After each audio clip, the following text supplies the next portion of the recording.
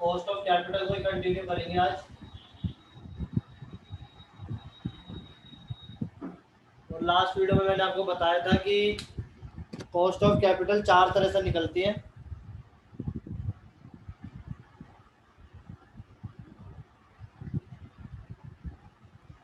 ठीक है, एक निकलती है आपकी इक्विटी शेयर्स की, एक प्रेफरेंस शेयर्स की, एक डेब्ट या लोन डिवेंचर और लोन जिसको डेब्ट बोलते हैं, और एक रिटेन अर्निंग की, जिसमें हमने डिवेंचर की बात कर ली थी लास्ट क्लास में।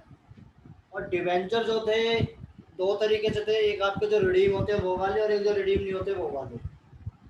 तो बाकी तीन की बात आज करने वाले हम, जिसमें सबसे पहले स्टार्टिंग करते हैं प्रेफरेंस शेयर्स की। तो प्रेफरेंस शेयर की कॉस्ट कैसे निकलती है वो हमें देखना है बेटा आज।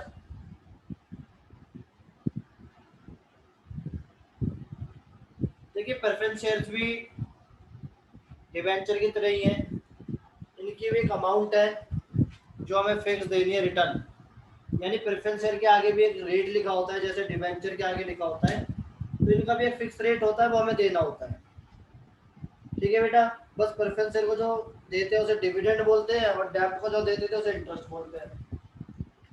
तो बिल्कुल वैसे ही कुछ इसका भी हमारा बनेगा। जो बनेंगे दो तरीके के होते हैं, एक तो रिडीम नहीं होते वो वाले, और एक जो रिडीम होते हैं वो वाले। ठीक है बेटा, बट एक डिफरेंस है डिवेंचर में और प्रेफरेंस शेयर्स में।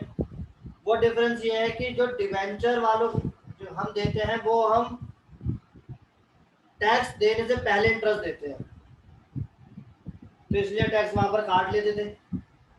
बट यहाँ पर जो हम डिविडेंड देंगे प्रेफरेंस शेयर वालों को, वो टैक्स पेड करने के बाद देंगे। ठीक है, टैक्स ट्रांसपोर्ट रिजर्व सब कुछ निकालने के बाद डिविडेंड दिया जाता है, जो कि अप्रोप्रिएशन के अंदर आता है, हमने फाइनल अकाउंट में पढ़ा है। ठीक है बेटा, तो यहाँ पर टैक्स का रेट नहीं आएगा, और जो शो करते हैं वो करते हैं कॉस्ट ऑफ प्रेफरेंस शेयर्स। तो पहले बात कर लेते हैं जो रिडीम नहीं होते वो वाले प्रेफरेंस शेयर्स। तो इसका जो फॉर्मूला बनेगा बेटा वो बनेगा प्रेफरेंस डिविडेंड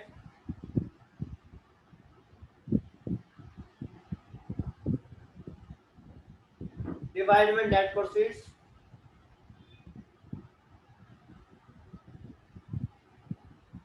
अगर आप लेना चाहते हो किस में, परसेंटेज में, तो इंटू 100 भी ले सकते हो। इसको बोलते हैं प्रेफरेंस डिविडेंड शॉर्ट में, और इसको बोलेंगे एनपी नेट प्रोसीड्स। ठीक है बेटा, बुक की लैंग्वेज में से P0 भी लिख रखा है, तो P0 भी आप बोल सकते हो। क्लियर हो गई बात। बट जो रिडीम होते हैं उनका सिस्टम क्या है, उनका भी यही बहस करेंगे, preference dividend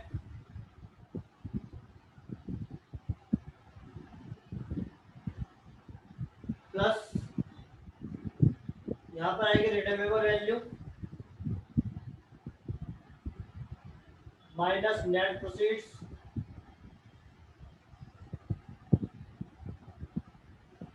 divide by number of years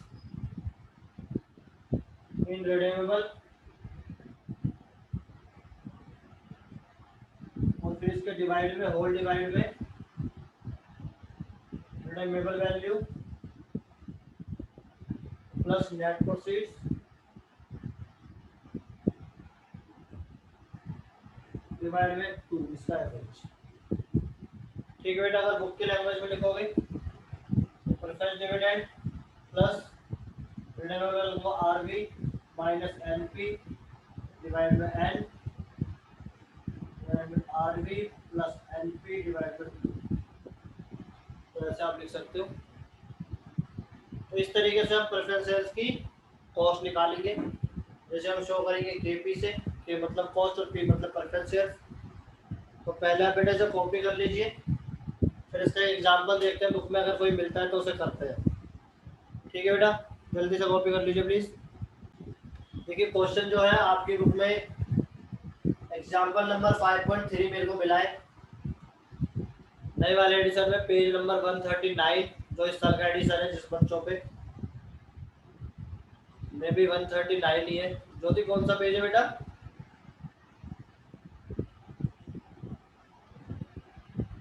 हाँ भैया 159 है। 159, 39, अरे सॉरी 39। 139 पेज पे बेटा 5.3। देखते हैं क्या बोल रहा है क्वेश्चन। इसे मैं रफ कर देता हूँ पहले, ठीक है। देखिए बेटा क्वेश्चन कह रहा है एबीसी लिमिटेड है, 15% प्रेफरेंस शेयर इशू कर रही है। यानी क्वेश्चन के अंदर 15% प्रेफरेंस शेयर है मेरे पास, और उसकी जो वैल्यू है वो 100 रुपीज है, वो रुपीज 100 ईच। ठीक है बेटा, जब आप इश्यू कर रहे हो तो फ्लोटेशन चार्ज लग रहा है 4%। अब बहुत सारे बच्चों को जिन्होंने पिछले क्लास नहीं ली है, नहीं देखी, उनको प्रॉब्लम हो सकती है फ्लोटेशन चार्ज में, कि फ्लोटेशन चार्ज क्या होता है। तो मैंने आपको बताया था कि जब आप शेयर्स को इश्यू करते हो, डिवेंचर्स को इश्यू करते हो, तो आपने तो बोल दिया 100 रुपए का है, बट एक्चुअली में आपको कितने रुपए मिल रहे हैं, वो बीच में एक्सपेंस होता है, उसे बोलते हैं फ्लोटेशन चार्ज। मान लो कि आपने प्रेफरेंस है तो डिस्काउंट पे इशू नहीं हो सकते, तो मान लो कि आपने प्रेफरेंस एज ए कमीशन बिकवाया किसी से, तो उसको कमीशन दिया 4 रुपए का, या नॉर्मली हम इसे बोलते हैं expenses on issue of shares. यानी जब शेयर्स इशू कर रहे हैं उसमें जो एक्सपेंसेस होते हैं उसे बोलते हैं बेटा फ्लोटेशन चार्ज। ये 4% है।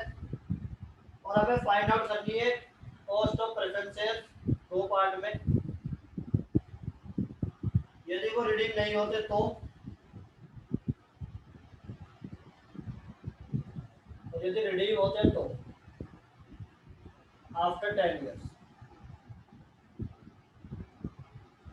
ठीक है बेटा, ये आपके सामने क्वेश्चन है और इसको हम सॉल्व करते हैं। वैसे तो इसे आप भी कर सकते हो, तो जिस बच्चों को लगता है मैं कर सकता हूँ या कर सकती हूँ, वो आप करिए मेरे साथ, या वीडियो में देख के करोगे तो वीडियो को रोक के भी कर सकते हो, बट मैं यहाँ पर कर रहा हूँ। पहले वाले में जब आप कॉस्ट ऑफ प्रेफरेंसेस निकालोगे तो मैंने क्या बोला था, डिविडेंड। डिविडेंड आपका 15% और हमेशा फेस वैल्यू पे लिया जाता है। तो इसका मतलब पहले फॉर्मूला लिख देते हैं, प्रेफरेंस डिविडेंड डिवाइड में नेट प्रोसीड्स, जिसे हम बोल सकते हैं, ठीक है बेटा, P0। तो प्रेफरेंस डिविडेंड आएगा आपका 100 रुपीज का 15%, और नेट प्रोसीड आएगी आपके 100 माइनस 4% 100 का, यानी आपको जो एक्चुअली में पैसे मिलेंगे वो 96 मिलेंगे। तो इसको अगर आप सोल्व करोगे तो 15 डिवाइड बाय 96, और अगर मैं इसे सोल्व करूं कैलसी पे तो 15 डिवाइड बाय 96 जो आपका आ रहा है बेटा 0.15625, जैसे आप परसेंटेज में लिख सकते हैं 15.625%। ठीक है बेटा, बट अगर हम निकालते हैं कौन सा, इनरिडेमेबल के बाद रिडेमेबल, यानी जो रिडीम होंगे 10 साल बाद, उसका फॉर्मूला क्या था, preference dividend plus redeemable value minus net proceed divide by N, redeemable value plus net proceed divide by 2। अभी लिखा है हमने। अब यहाँ पर आपको पता है कि 15 रुपीज है, मैं दोबारा निकाल के नहीं दिखा रहा, हमने यहाँ निकाल लिया है। प्लस क्वेश्चन में कुछ नहीं बोला तो आप एटलीस्ट फेस वैल्यू लौटाओगे, 100 रुपये हम लौटाएंगे, माइनस जो आपको मिले थे वो 94 है, और 10 साल में आप लौटाओगे, डिवाइड में 96 में, सॉरी 100 प्लस 96 डिवाइड बाय 2। तो अगर आप इसको पूरे को सॉल्व करोगे बेटा तो आपका आएगा 15.4 डिवाइड बाय 98। ठीक है बेटा, तो जो आ रहा है मेरा आ रहा है 0.1571, और परसेंटेज में लिखोगे तो 15.71%। तो इस तरीके से आप कॉस्ट ऑफ प्रेफरेंसेस निकाल सकते हो। और भी क्वेश्चन हम करेंगे आगे, बट फिलहाल बेसिक क्वेश्चन था आपका, लगता है मुझे समझ आ गया होगा आपको। तो आगे बढ़ेंगे कॉस्ट ऑफ इक्विटी पे, अभी से कॉपी कर लीजिए, फिर चलते हैं उस पर। आगे बढ़ते बेटा, कॉस्ट ऑफ इक्विटी शेयर की बात करेंगे।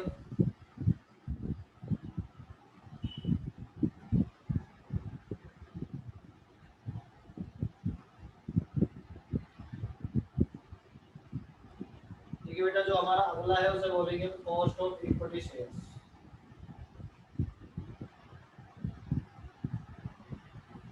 कॉस्ट ऑफ, ठीक है बेटा।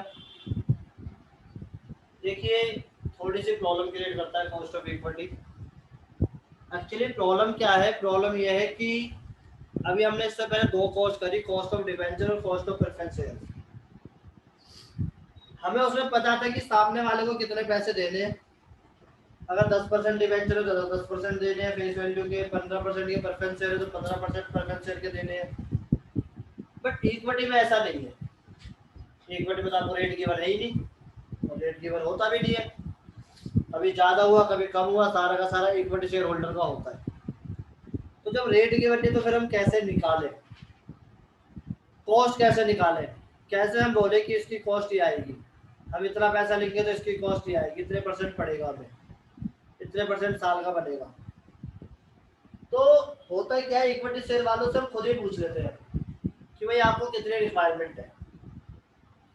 इसमें मैं एग्जांपल लेता हूँ हमेशा कि जैसे आप जॉब करने गए, बहुत सारे बंदे आए जॉब करने, बीकॉम कंप्लीट करके यानी ग्रेजुएशन कंप्लीट करके आया, उसे 30,000 की जॉब मिली, उसने बोला नहीं मेरे को 35 चाहिए, तो उसको 35 में सेटिस्फाइड कर दिया, चलो 35,000 दे देंगे।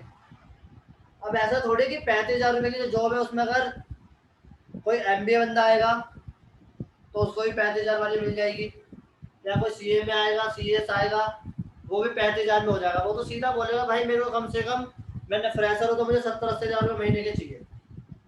MBA होगा, अच्छे इंस्टीट्यूट से कर रखा होगा, IITM से कर रखा होगा, तो वो सीधा बोलेगा भाई मुझे 2 लाख रुपये महीने के चाहिए। तो सामने वाला कितने डिमांड कर रहा है उसके अकॉर्डिंग फिर हम कॉस्ट ऑफ इक्विटी शेयर निकाल सकते हैं। यानी जिससे जो शेयर होल्डर है पहले हम उनसे पूछेंगे कि भाई आपको कितना चाहिए, और उनको जितना चाहिए उसके अकॉर्डिंग फिर हमें देखना पड़ेगा कि हमारी कॉस्ट ऑफ कैपिटल कितनी आ रही है। ठीक है, तो इसमें भी दो पार्ट है कॉस्ट ऑफ कैपिटल के, एक है आपका विदाउट ग्रोथ,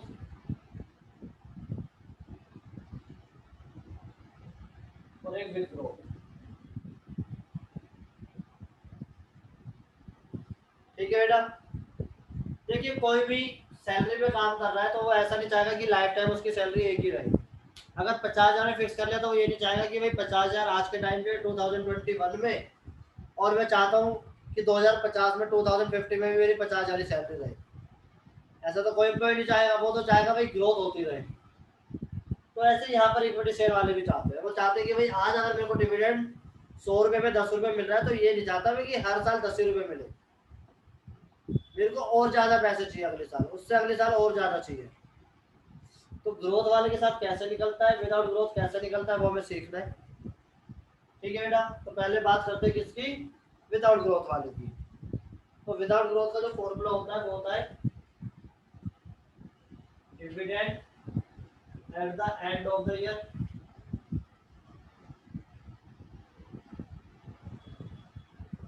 ठीक है, at the end of the year 1 ले लो, ज्यादा बेटर रहेगा।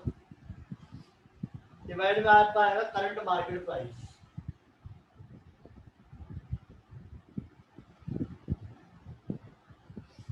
अगर हम इसे लिखें अपनी FM की फॉर्म में तो इसे बोलते हैं D1, जो निकलता है हमारा D0 प्लस ग्रोथ, डिवाइड में करंट प्राइस को बोलते हैं हम P0, जो अभी हमने प्रेफरेंस में लिया था वैसे P0। ठीक है बेटा, यहाँ पर मैं लिखता यहाँ पे ऐसे लिख लेता हूँ D1, और D1 का मतलब यहाँ लिख लेता हूँ D1 होता है हमारा D0 प्लस G, और यहाँ पे D0 का मतलब क्या है, D0 मतलब लास्ट ईयर डिविडेंड,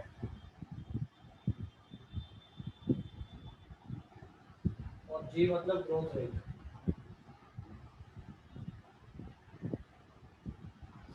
ये जो डिविडेंड होता है एक्सपेक्टेड होता है। एक्सपेक्टेड का मतलब सिर्फ आप उम्मीद कर रहे हो कि पहले साल के एंड में यानी नेक्स्ट ईयर हम ये देंगे। इसके बाद विद ग्रोथ क्या होगा, मैं यही से लिख देता हूँ सीधा D1 डिवाइड में P0 प्लस ग्रोथ का परसेंटेज में लेना ही, तो ग्रोथ ले लीजिए, ये आपका आ जाएगा यहाँ पर विद ग्रोथ। ठीक है बेटा, तो आप इसे कॉपी कर सकते हो। यहाँ पर G का मतलब मैं लिख देता हूँ ग्रोथ रेट, यही वाला है, और यहाँ पर भी यही। ठीक है बेटा, तो जल्दी से कॉपी कर लीजिए, फिर इसका एक क्वेश्चन ढूंढता हूँ मैं, वो करेंगे। देखिए क्वेश्चन मिला है मुझे 5.4, एग्जाम्पल जो है आपका पेज नंबर है 142, नए वाले एडिशन में पेज नंबर 142 पे आप देख सकते हैं, पुराने एडिशन में 137। तो इसे देखिए बेटा, तो ट्राई करते हैं क्या बोल रहे हैं क्वेश्चन, पहले देखते हैं। क्वेश्चन कह रहा है बेटा एबीसी लिमिटेड है जो डिक्लेयर कर रही है कि पेड करेगी dividend 15% on the equity share और ₹100 ईच। ठीक है, 15 रुपए वो पेड करेगी। अगर पेड बोल दिया क्वेश्चन में तो इसका मतलब वो डी जीरो है, यानी डी जीरो गिवन है आपको 15% ऑफ 100, इट मींस 15 रुपीस। ठीक है, जो डी वन होगा वो कभी भी पेड नहीं होगा, वो तो सिर्फ हम उम्मीद कर रहे हैं कि ये हमें अगली बार देना है। ठीक है, इसके बाद आपको गिवन है क्वेश्चन में फेस वैल्यू 100 रुपए। क्वेश्चन में अगर गिवन नहीं होगी तो हम इक्विटी शेयर के फेस वैल्यू 10 रुपए लेंगे।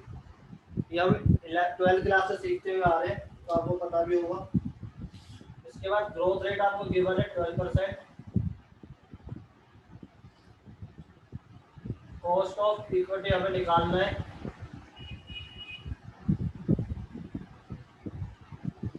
और मार्केट प्राइस दे रखा है आपको, करंट मार्केट प्राइस 168। ठीक है, निकालते हैं। फिर ग्रोथ रेट दे रखा है तो इसका मतलब विद ग्रोथ निकलेगा, तो विदाउट ग्रोथ होगा उसमें ग्रोथ रेट ही गिवन नहीं होगा। तो कॉस्ट ऑफ इक्विटी हमें निकालनी है।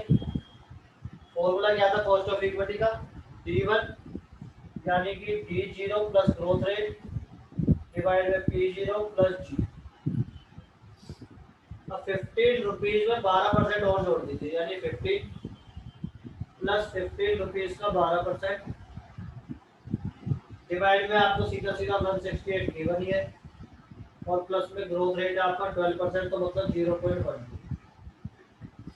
ये सब सॉल्व करते थे आएगा 16.8 divide by 168 plus 0.12 that is 0.22, और इसे आप लिख सकते हो परसेंटेज में 22%। ये 9 नहीं बेटा जी है, जैसे जी समझना, कहीं 9 समझ लो तो 4 हो जाएगी। ठीक है, इस तरीके से बेटा हमारा निकलेगा कॉस्ट ऑफ इक्विटी। बहुत ही आसान है, इस चैप्टर में ज़्यादा कुछ है भी नहीं, शायद लास्ट क्लास मतलब नेक्स्ट क्लास में हमारा लास्ट हो जाए, कंप्लीट हो जाए। फिलहाल आप ये देखिए और फिर आगे बढ़ते हैं, किसी को डाउट है तो पूछिए।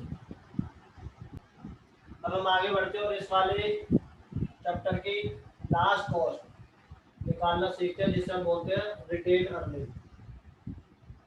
ठीक है बेटा, तो रिटेन अर्निंग की भी बात कर लेते हैं, क्या बोलता है रिटेन अर्निंग वो समझ लीजिए आप। कॉस्ट ऑफ रिटेन अर्निंग, देखिए पहली बात तो आप ये बताइए मुझे, किसी को पता हो कि रिटेन अर्निंग होती किसकी है। रिटेन अर्निंग का मतलब इसमें है जो वो है हमारा रिजर्व एंड सरप्लस। थोड़े थोड़े पैसे बचाए, प्रॉफिट में से निकाले, उनको सेव करा, और वो भी हमारी कॉस्ट में, यानी हमारी कैपिटल एम्प्लॉयड अगर एक तरीके से आप देखोगे जो हम निकालते थे अकाउंट्स के अंदर, उसके अंदर आता था ये पार्ट। इस वजह से इसकी भी कॉस्ट निकाल जाते हैं, क्योंकि ये फाइनेंशियल का पार्ट बन जाता है। बट रियल में तो ये जो रिटेन अर्निंग है ये इक्विटी शेयर होल्डर की है। रिटेन अर्निंग का कोई मार्केट प्राइस थोड़ी है। रिटेन अर्निंग हमने किससे पैसा थोड़ी ले रखा है जो उसको रिटर्न देंगे, जो उसकी कॉस्ट निकालेंगे। बट ये जो रिटेन अर्निंग है एक तरीके से ये इक्विटी शेयर होल्डर की है, क्योंकि जितना भी प्रॉफिट होता है, जितना भी रिजर्व होता है, वो सारा का सारा जो होता है बेटा वो होता है आपका इक्विटी शेयर्स का। तो सीधी सी बात है, अगर इक्विटी शेयर्स का होता है बेटा, तो जैसे हमने अभी इक्विटी शेयर की कैपिटल निकाली, same as equity share capital की तरह हमारा रिटेन अर्निंग की भी निकल जाएगी। यानी रिटेन निकलने वाली दो तरीके से निकलती है, एक तो बुक वैल्यू में निकलता है, ठीक है बेटा, और एक मार्केट वैल्यू। जैसे आप बुक वैल्यू अप्रोच बोल सकते हो, ठीक है, और इसे आप मार्केट वैल्यू अप्रोच बोल सकते हो। ये आपका सेम आएगा, सेम एज इक्विटी शेयर, जैसे हमने अभी पिछले ही जस्ट इससे थोड़ी पहले कराए इक्विटी शेयर वाला, वैसे ही निकलेगा। और मार्केट वैल्यू अप्रोच एप्लीकेबल ही नहीं होती, क्योंकि रिटेन अर्निंग की कोई मार्केट वैल्यू नहीं होती। रिटेन अर्निंग की मार्केट वैल्यू कैसे होगी? रिटेन अर्निंग की अगर आप मान लो, एग्जांपल आपको देता हूँ, मान लो कि मेरी इक्विटी शेयर की वैल्यू है बुक के अंदर 15 रुपए और रिटेन अर्निंग की वैल्यू है 10 रुपए। ये तो बुक के अंदर है तो इसमें मैं दोनों निकाल सकता हूँ, बुक वैल्यू है। बट मार्केट में यही शेयर आपका 25 रुपए का हो जाएगा।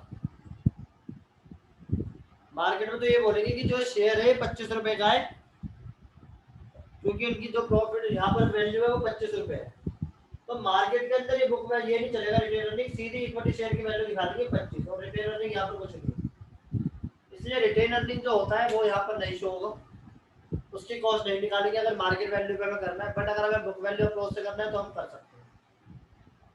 ठीक है बेटा, और रिटेन अर्निंग के ऊपर कोई क्वेश्चन नहीं है, तो रिटेन अर्निंग का क्वेश्चन हम नहीं करेंगे, हम इससे आगे बढ़ते हैं। बट मैंने आपको चारों कॉस्ट ऑफ कैपिटल बता दिया है। सबसे पहले हमने क्या था लास्ट क्लास में, कॉस्ट ऑफ डिबेंचर, दो तरह के, जो रिडीम होते हैं वो, जो रिडीम नहीं होते वो। आज जो हमने क्लास में बात करी वो प्रेफरेंसर की करी है। प्रेफरेंसर भी दो तरीके के, इनरिडीमेबल और रिडीमेबल, यानी जो रिडीम होते हैं वो भी और जो रिडीम नहीं होते वो भी। उसके बाद हमने बात करी है कॉस्ट ऑफ इक्विटी की, जो विदाउट ग्रोथ रेट करी है और विद ग्रोथ रेट करी है। और उसके बाद हमने बात करी रिटेन अर्निंग की, जिसका हमने कोई प्रैक्टिकल क्वेश्चन नहीं कराया। ठीक है बेटा, ये हमारी सारी बातें हो चुकी हैं, और इसके आप अगर क्वेश्चन करना चाहो तो भी कर सकते हो बुक के अपनी तरफ से। बट इसके अंदर होता क्या है कि ओवरऑल हमारा क्या एवरेज आ रहा है, कितनी कॉस्ट आ रही है वो है। अभी तो हमने इंडिविजुअली सीखी है, बट टोटल एवरेज कॉस्ट क्या आ रही है वो भी हमें सीखनी है, जिसे हम बोलते हैं WACC। और एग्जाम पॉइंट ऑफ व्यू से ये बहुत इंपॉर्टेंट है। पूरा बोलेंगे तो weighted average cost of capital, इसकी हमें बात करनी है। ठीक है बेटा, तो मैं एक क्वेश्चन आपको रफली इसका करवा देता हूँ फिलहाल, और उसके बाद हम अगली क्लास में कंटिन्यू करेंगे। फिलहाल एक क्वेश्चन मैं इसको उठा के करवा रहा हूँ, तो वो क्वेश्चन देखते हैं कौन सा है। 5.6 करवा देता हूँ बेटा।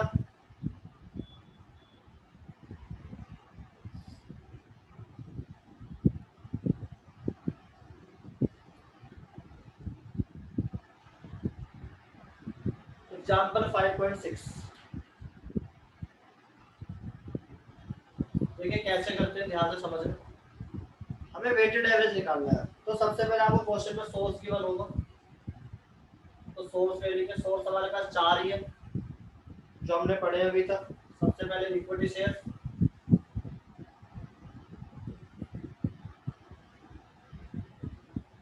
इक्विटी शेयर कैपिटल,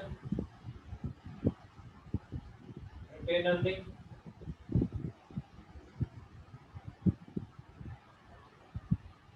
उसके बाद डेब्ट, तो क्वेश्चन में इसमें गिवन है 7.5% डेब्ट, और इसके बाद परफेक्ट शेयर।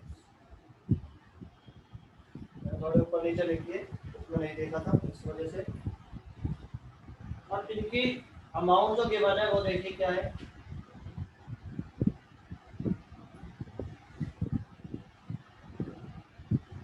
अमाउंट इसकी गिवन है 20 लाख, रिटेन अर्निंग की गिवन है 10 लाख, 15 लाख डिवेंचर की बेटा, और 5 लाख परफेक्ट शेयर, यानी टोटल आपकी 50 लाख। और इसके बाद आपको गिवन है स्पेसिफिक सीसी। ये जो स्पेसिफिक सीसी है ये आपका ऑलरेडी जो गिवन है बेटा वो है ये स्पेसिफिक सीसी, मतलब कॉस्ट ऑफ कैपिटल। अगर आपको क्वेश्चन में नहीं गिवन तो आपको निकालना पड़ेगा, जो हमने अभी सीखा है। बट यहाँ पर क्वेश्चन में गिवन है इसमें 11%, तो हम इसे ऐसे लिख सकते हैं, रिटेन का सेम होता है। डेप्ट का आपका आ रहा था, क्वेश्चन में गिवन है डेप्ट का 4.5% है तो 0.045, और प्रेफरेंस का गिवन है मुझे 8% तो 0.08, ये मेरे को गिवन है बेटा। अब इसको निकालने के दो तरीके, मैं आपको दोनों तरीके से सिखा देता हूँ। ठीक है, सबसे पहले अमाउंट आएगा जो रिटर्न करना है आपको, मतलब कॉस्ट ऑफ कैपिटल एक तरीके से, तो यहाँ का आएगा, इसको मल्टीप्लाई कर देना, इसको इससे मल्टीप्लाई कर देंगे तो यहाँ आएगा आपका 2,20,000, 1,10,000, इसको इससे करेंगे तो इसको कैसे यूज होगा बेटा, 15 लाख इंटू 0.045, दैट इज 67,500, और ये आ जाएगा 5 लाख का 8% तो 40,000, इसका टोटल करोगे आप 330, 370, 370, 437,500, 437,500, और आपका WACC आ जाएगा बेटा यहाँ से 437,500 डिवाइड में 50 लाख, और अगर परसेंटेज में चाहिए तो इंटू 100, अदरवाइज सीधा सीधा कर सकते हो, 437,500 डिवाइड में 50 लाख, या आपका 0.0875, और आप इसे लिख सकते हो 8.75%। ठीक है बेटा। अब इसको दूसरे तरीके से भी कर सकते हैं, दूसरा तरीका क्या है वो भी समझ लीजिए। आपको करना क्या है, ये जो अमाउंट है ये नहीं निकालना, जिस बच्चों को लगता है मैंने जल्दी रफ कर दिया था वो वीडियो में देख के कर लेना बेटा, अभी यूट्यूब पे डाल दूंगा मैं। ठीक है, उसको क्या करना है, या वेट निकालना है, और वेट जब आप निकालोगे तो करना क्या है, ये वाले अमाउंट डिवाइड में टोटल इंटू वेट, यानी 20 लाख डिवाइड में 50 लाख इंटू सीधा सीधा बस यही 20 लाख डिवाइड में 50 लाख, तो 0.40, 0.20, 0.30 और 0.10, ये ऑलवेज 1 आएगा, ध्यान रखना, ये ऑलवेज 1 आएगा, हमेशा हमेशा 1 आएगा, कैसे भी कर लो। ठीक है बेटा, और फिर इन दोनों को मल्टीप्लाई करना है, इसको और इसको, और फिर यहाँ लिख देना है, यानी इन दोनों को मल्टीप्लाई करोगे तो 0.4 इंटू 0.11, तो 0.044, इसमें बोल सकते हैं WACC। ठीक है बेटा, तो नीचे वाले का हाफ आ जाएगा इसका, तो 0.022, इसको मल्टीप्लाई करेंगे तो 0.045 इंटू 0.3, 0.0135, और लास्ट में 0.008 आएगा। ठीक है बेटा, तो इसको टोटल कर लेते हैं, प्लस 0.066 प्लस पॉइंट, तो ये आपका आ जाएगा सेम, ये वाला 0.0875 जो आपका ये है। तो अगर आप इससे करोगे तो भी आंसर सेम आएगा, जिससे आपको कंफर्ट लगता है, जो आपको लगता है भाई मेरा इस तरीके से बेटर है, इस तरीके से मेरे को आसान लग रहा है, आप उस तरीके से एग्जाम में करके आ सकते हो, दोनों से पूरे नंबर मिलेंगे, बट आपको आना चाहिए, और बहुत इजी क्वेश्चन है, इजीली आप कर लोगे। ठीक है, तो मिलते हैं नेक्स्ट क्लास में, और कोई डाउट है तो पूछो बेटा।